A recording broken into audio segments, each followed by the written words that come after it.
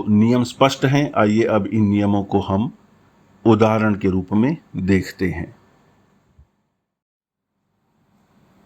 पहला उदाहरण हम लेते हैं ज्योति बसु जी का।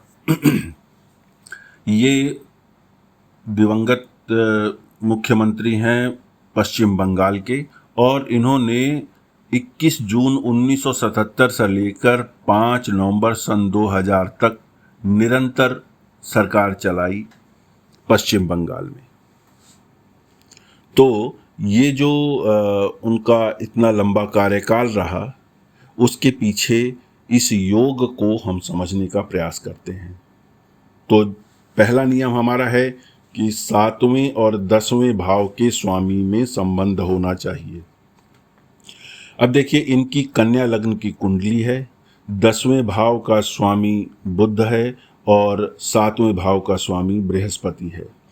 तो पहली बात तो ये कि क्या 10वें और 7वें भाव के स्वामी में संबंध बन रहा है?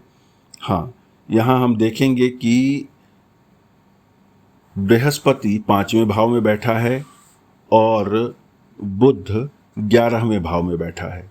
तो 5वें भाव और 11वें भाव में आपस में दोनों स्वामियों का दृष्टि संबंध बन जाता है।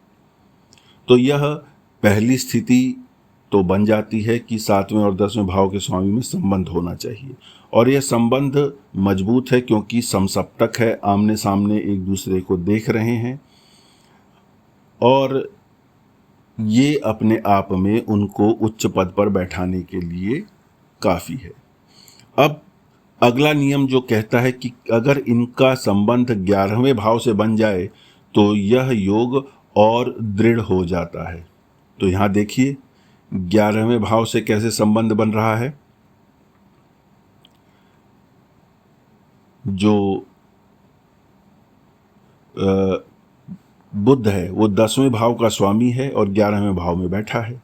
तो 10वें भाव का 11वें भाव के साथ कनेक्शन बन गया, और 7वें भाव का स्वामी उसे देख रहा है।